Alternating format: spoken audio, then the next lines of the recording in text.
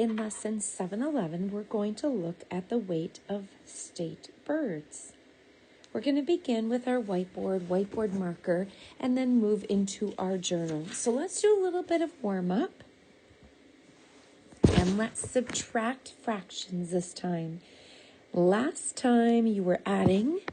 This time we will subtract. So I'll do the first one for you, then you can pause your video and you can do two. So first of all, I'm going to subtract my fractions.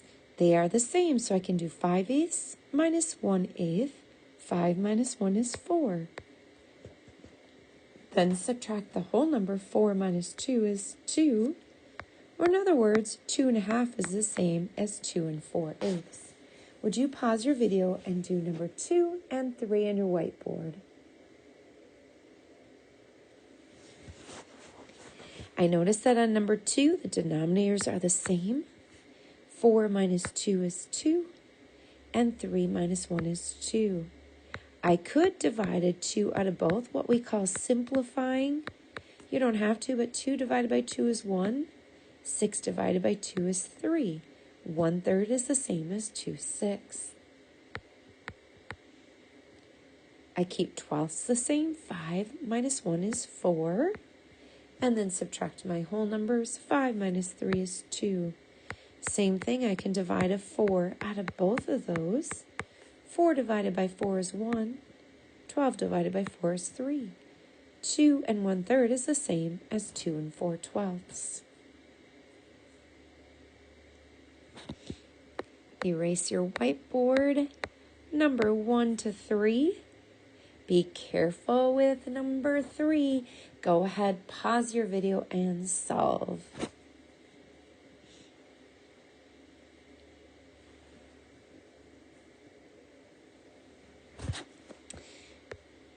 Two stays the same. 1 minus 1 is 0.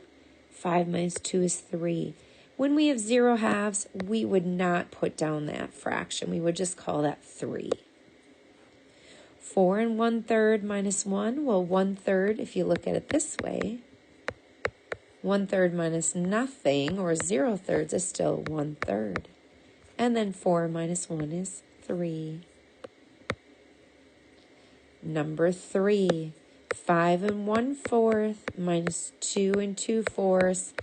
Be careful. I cannot subtract 2/4 from 1/4.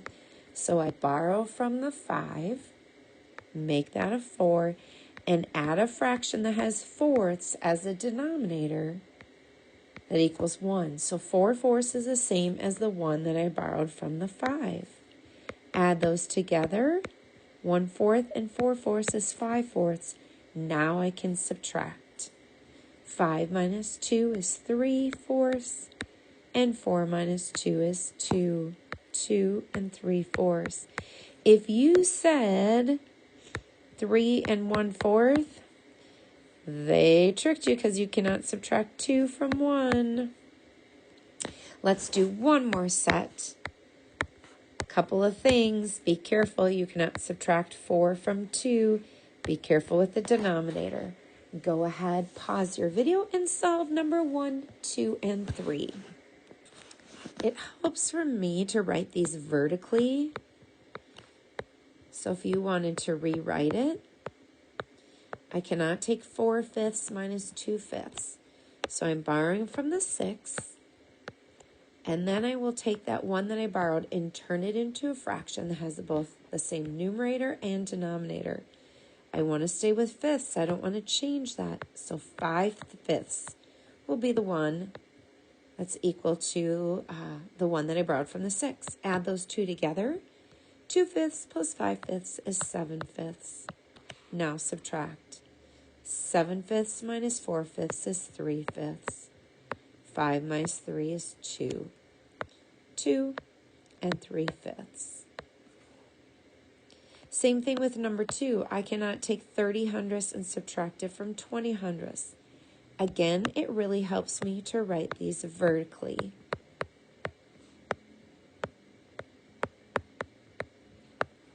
So what I have to do is I have to borrow from the 6 and make it a 5. Using the denominator of 100, I'm going to put the numerator as 102, so it equals the 1 that I borrowed from the 6. 100 plus 20 is 120 hundredths. Now I can subtract. Hundredths stays the same. 120 minus 30 is 90. And 5 minus 3 is 2. 2 and 90 hundredths. Do you know another way to say 90 hundredths? I can divide a 10 out of both and call it 2 and 9 tenths. And number 3, I'm going to change tenths to hundredths so that they have the same denominator. Multiply by 10 on the bottom. So I multiply by 10 on the top. 3 times 10 is 30. Now I cannot subtract 70 hundredths from 30 hundredths, so just like it did with the other two, I'm going to write 7 and 30 hundredths minus 5 and 70 hundredths. I'm going to borrow from the 7 and make it a 6. Change that 1 that I borrowed from the 7 and make it equal to 1 whole. And I'm going to use hundredths, add that together. 100 plus 30 equals 130 hundredths. Now I can subtract. 130 minus 70 is 60. And 6 minus 5 is 1.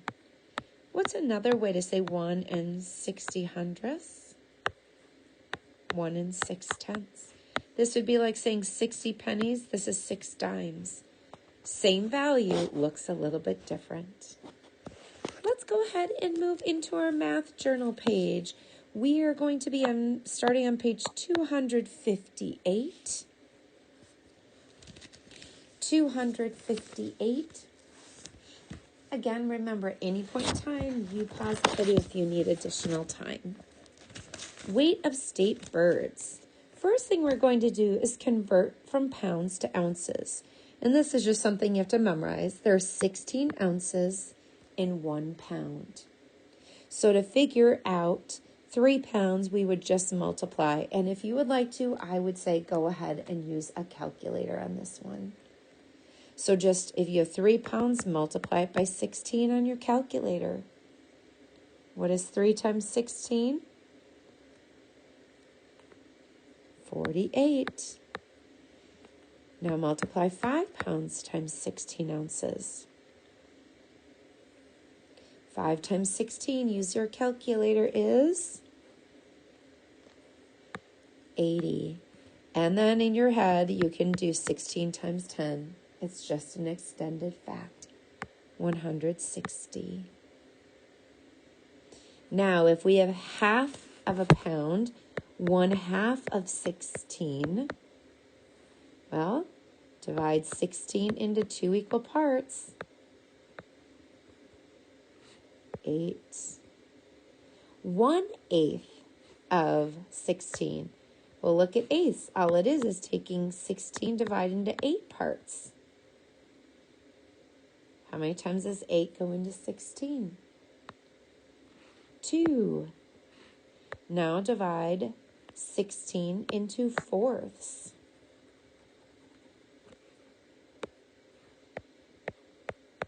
Denominator tells me how many equal parts.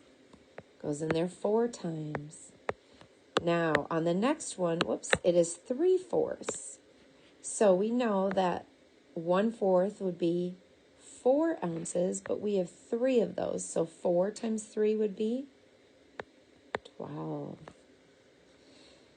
Number 2, solve each number story. Use drawings or equations to show how you found your answer. So the yellow hammer is the state bird of Alabama. If a yellow hammer weighs 1/4 of a pound, what is 6 yellow hammers worth? 6 times 1/4. We're just now putting into word problems what we've been doing all along in this unit. So 6 times 1 is 6. What does 6/4 equal as a mixed number? Remember, a mixed number is a whole number plus a fraction. Goes in there once with 2/4 left over.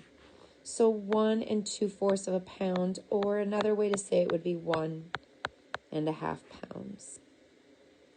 Is that more or less than 30 ounces? Well, 1 pound is 16, so underneath here write 16 plus, and then 1/2 pound, use their information up above, plus 8 more equals, what's 16 plus 8? 24. So is that more or less than 30 ounces? It is less. Number 3. I just copied the chart again so I could use it from the top of this page. Number 3, what is a combined weight of 3 4 3/8 pound ninis from Hawaii and 2 7 5/8 pound brown pelicans from Louisiana? Start by taking 4 3/8. 4 3/8. And we have 3 of those, so let's add just the whole number together first. 4 plus 4 plus 4 is 12. Now let's take the whole number 3 times 3/8. Because we've done that. 3 times 3 is 9/8. And what is 9/8 equal to? It's equal to 1 whole, and what would be left over? 1/8. So add together the 1 and the 12 to get 13 1/8. So I'm just going to write that up here so I don't forget.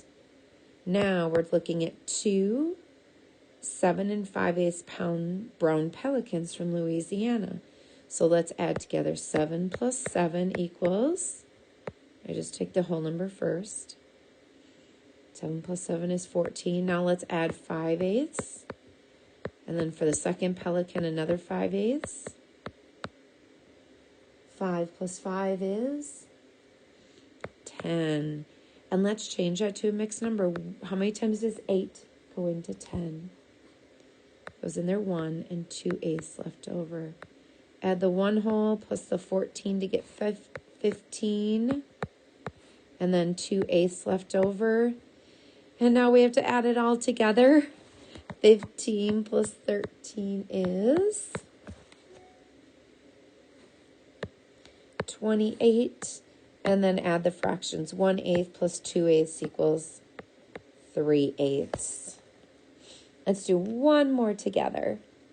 Which weighs more? 5 7/8 pound greater road runners from New Mexico, or 4 1 1/8 pound rough grouse from Pennsylvania? Okay, so I'm going to take 5 times 7/8. Take the whole number times the numerator. So 5 times 7 is 35/8. Okay, so that's for the Roadrunner. Now let's go ahead and take the 4 times, well, let's take 4 times 1, which would be 4, right? Now let's multiply the fraction, 4 times 1/8. So I'm just separating them. 4 times 1 is 4, and now I'll multiply the 4 times the 1/8. 4 times 1 is 4/8. So if we multiply that, 4 plus 4/8 equals 4 4/8. And then in order to compare that, we really need to figure out how many 8s there are in 35. Write this all down. How many times does 8 go into 35? Goes in there 4 times, which is 32. Go ahead and subtract. So the Roadrunners are 4 3/8. The ruffed grouse are 4 4/8. So which weighs more? The grouse. And how many more ounces? Well, what's the difference between 4 4/8 and 4 3/8? It's 1/8 of a pound. So now we have to take what's 1/8 of 16 because we have to turn this into ounces. And that is 2.